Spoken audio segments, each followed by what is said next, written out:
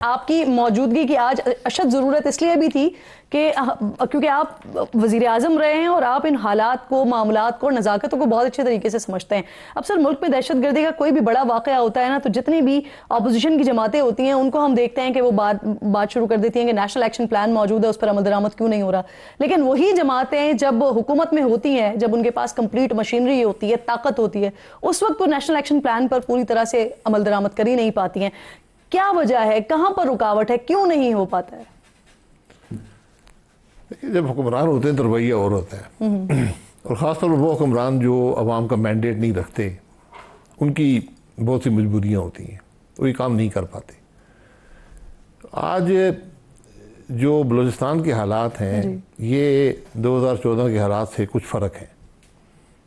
बलूचिस्तान के मामलात जो हैं, ये एक सूबे के मामलात हैं, उस सूबे के नौजवानों के मामलात हैं, उस सूबे के सियासतदानों के मामलात हैं, उसके हाल और हैं जी। जो जब हमने ज़रब अज़ब हुई उससे पहले जो हालात थे, जो बहुत बड़ा सानिया APS का हुआ, उसने सबको इकट्ठा कर दिया।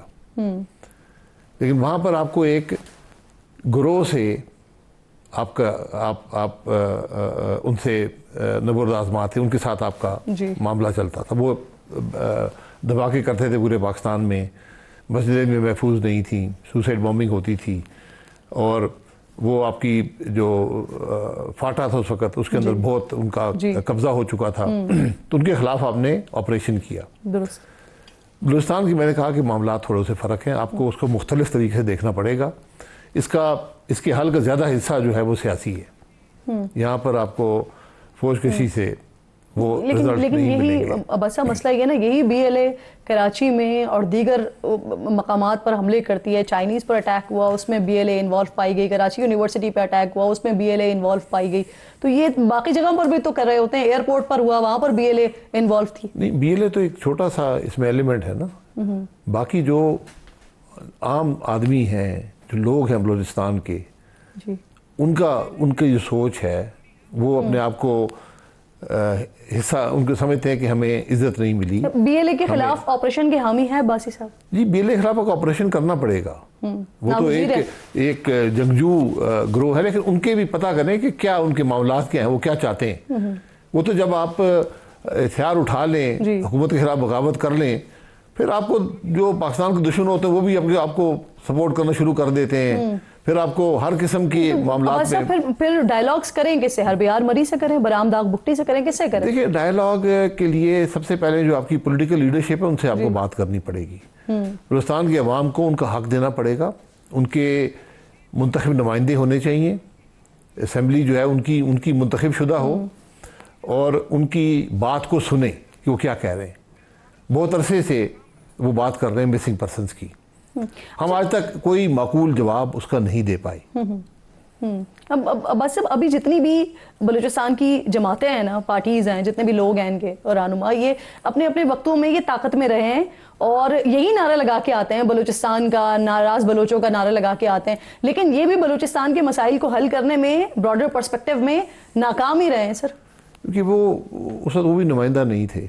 वहाँ पर इलेक्शन नहीं होते, वहाँ पर लिस्टें बनती है, हारे गए जीते का बात ख़त्म हो गई, ये इक़्तिदार में आ जाएगा। ये चीज़ एक हद तक आप लेकर चल सकते हैं, उसके बाद ये ख़राबी पैदा होती है। और ये बात मेंगल साहब भी, अचकज़ई साहब भी, मौलाना फजल रहमान साहब, दीगर लीडर भी बड़े अरसे से कर रहे हैं, 10-15 साल से कर रहे हैं कि हमारा नौजवान आज हमारी बात मानने को तैयार नहीं है। वो कहता है कि मुझे कुछ नहीं मिला वफाक से, मुझे मेरा हिस्सा नहीं मिला, मुझे इज़्ज़त नहीं मिली, मुझे रोज़गार नहीं मिला, मुझे बलूचिस्तान के वसाइल का हिस्सा नहीं मिला। वो अपने आप को माशरे का हिस्सा नहीं समझते। 2013 में, क्योंकि आप ये बात कर रहे हैं ना कि जो भी जिस वक्त में हुकूमत में रहे वो उस वक्त नुमाइंदे नहीं थे, तो डॉक्टर अब्दुल मालिक बलोच, वो जब वज़ीर आला 2013 में रहे, उस वक्त हुकूमत थी आपकी, और उनके लिए ये नारा लगाया गया कि ये वो वाहिद शख्सियत हैं और पहली शख्सियत हैं बलूचिस्तान की जो अवामी नुमाइंदा है, लोकल हैं, अवाम की ताकत से आए हैं। और उसी दौरान फिर ये बरामदाग बुगटी और ये हरबियार मरी, इनसे मुज़ाकरात की भी कोशिश की गई, लेकिन वो भी नाकाम हुए। तो फिर जब नुमाइंदा था तो फिर नाकाम क्यों हुए? नुमाइंदा इख्तियार के बगैर था। सही जी। वो भी जानते हैं, आप सब हकीकत जानते हैं कि वहाँ क्या थी। उस हकीकत को बदलना पड़ेगा। वो हकीकत नाकाम हो चुकी है। तो वो मुज़ाकरात का फैसला मियाँ साहब का नहीं था सर? नहीं था। देखिए, कोशिश होती है, सियासी आदमी तो हमेशा, जंग आखिरी हरबा होता है। आप इब्तदा जंग से नहीं करते, आप कोशिश करते हैं कि ये मामला सेटल हो जाए। ये जो जिन्होंने आज हथियार उठाए, इस मुल्क के शहरी हैं, बाहर से नहीं आए। क्यों मुल्क के खिलाफ हुए? कल नहीं थे, आज क्यों मुल्क के खिलाफ है? कल BLA की क्या हैसियत से आती थी 4-5 साल पहले? चंद अफराद थे, शायद 100 हो, 200 हो। आज वो ज्यादा बड़ी तादाद में क्यों है? तो ये सियासी नाकामी है। सर उस वक्त जिस वक्त की मैं बात करी 2013 की, अब्दुल मालिक बलोच क्या कॉन्क्रीट पोजीशन लेकर आ गए थे मियाँ साहब के पास मुज़ाकरात के हवाले से? मालिक, वो तो एक कोलिशन गवर्नमेंट थी ना, हर एक उसमें शामिल था, हर एक की सुननी पड़ती थी। तो चीफ मिनिस्टर तो अपना काम करता है, लेकिन उसके बाद इख्तियारात नहीं। हमने हमेशा हर चीज़ को सिक्योरिटी के प्रिज्म से देखा है, उसको सिक्योरिटी के एंगल से देखते हैं। सिक्योरिटी क्या है? पॉलिटिकल, ये मामला पॉलिटिकल है। बलूचिस्तान का मसला पॉलिटिकल है, उसको उस पहलू से, उस तरीके से देखें तो आपको हल मिलेगा। सही। सर, वज़ीर आला बलूचिस्तान आज थे DG-ISPR के साथ प्रेस कॉन्फ्रेंस में, और उन्होंने जब बातें की हैं तो कुछ इंकशाफात उनकी तरफ से ये किए गए कि PTI के लोगों को, TTP के लोगों को सिर्फ वापस लाकर नहीं बसाया गया, बल्कि बलूचिस्तान में जो कालेदम जमातें हैं उनके लोगों को भी जेलों से छोड़ा गया।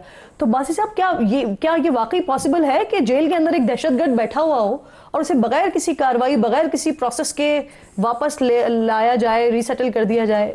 हमारे मुल्क में हर चीज़ पॉसिबल है। ये भी पॉसिबिलिटी किसने किया है पता कर लें।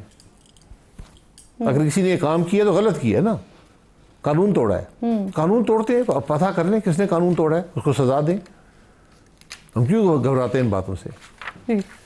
सही। सर, आपने बलूचिस्तान के मामला से थोड़ा सा आगे बढ़ते हुए मैं पूछना चाह रही हूँ कि ये जो एक तहरीक का आगाज़ पाकिस्तान तहरीक इंसाफ की तरफ से होने की बात हो रही है ईद के बाद, क्या आपने उससे माजरत कर ली है? नहीं, हमारी न कोई उससे ताल्लुक नहीं है। ठीक। अपोजिशन की जो कोशिश है, एक सोच को इकट्ठा करने की कोशिश है जी, कि अपोजिशन का इत्तेफाक हो मुल्क के मामलात पर।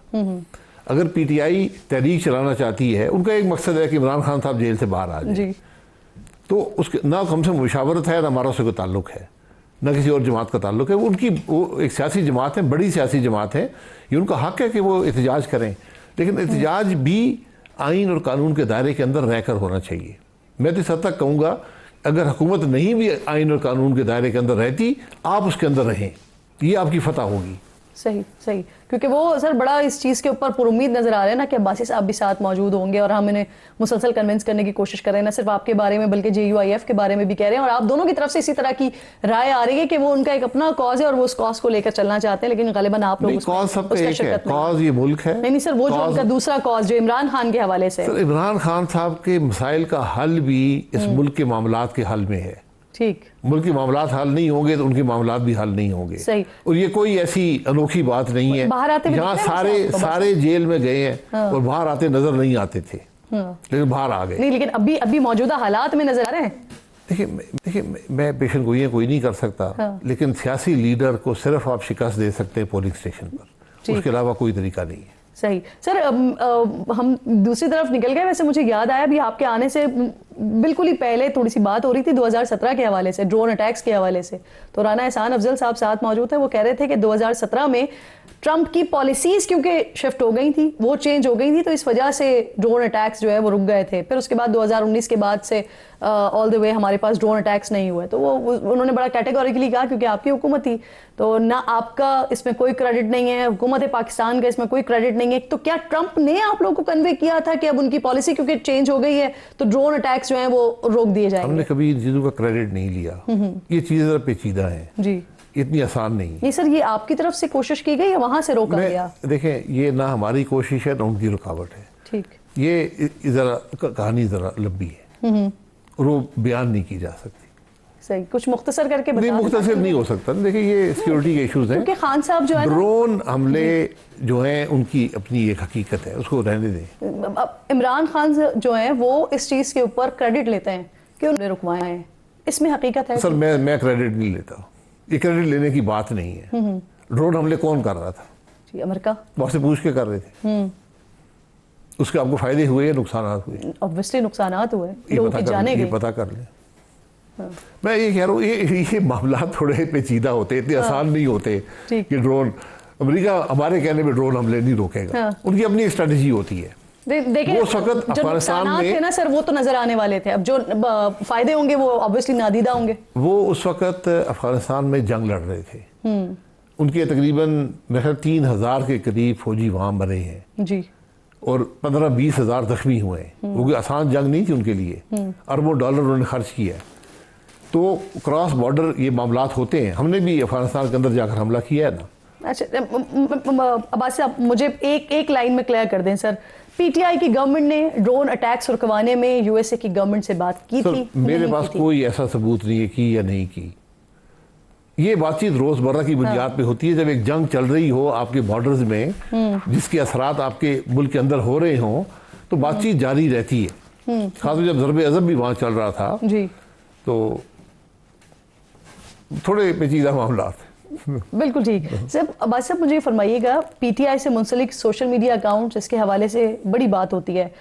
इस हमले में उनके किरदार पर भी ऑब्वियसली उंगलियां उठाई जाती हैं। अब खुद पाकिस्तान तहरीक इंसाफ के रहनुमा सलमान अकरम राजा साहब भी इस हवाले से कह रहे हैं कि जो लाखों अकाउंट्स हैं उन पर कंट्रोल नहीं है। तो क्या आप लोगों ने भी इस हवाले से, क्योंकि अब आप लोगों की मीटिंग्स तो हो रही हैं, मुलाकातें तो हो रही हैं, तो क्या आप लोगों ने इनसे बात की है कि बतौर अपोजिशन जमात बात की जाए इस पर? देखिए, अकाउंट्स किसी के कंट्रोल में नहीं होते। पीटीआई का एक बड़ा वसी नेटवर्क है, वो उन अफराद को जानते भी नहीं है जो। लेकिन सर पॉलिसी तो समझ आ रही है। नहीं, मुझे नहीं पता। मैं तो देखें, आप इन चीज़ों को रोक नहीं सकते। मुश्किल ये पैदा हो गई है दुनिया में। अब एक शख्स जो है, अगर वो वसाइल रखता है, उसके पास टेक्नोलॉजी है, वो इल्म रखता है, तो वो हज़ारों लाखों अकाउंट चला सकता है। आप कैसे रोकेंगे? मुल्क में नहीं है, क्या कर लेंगे उसका?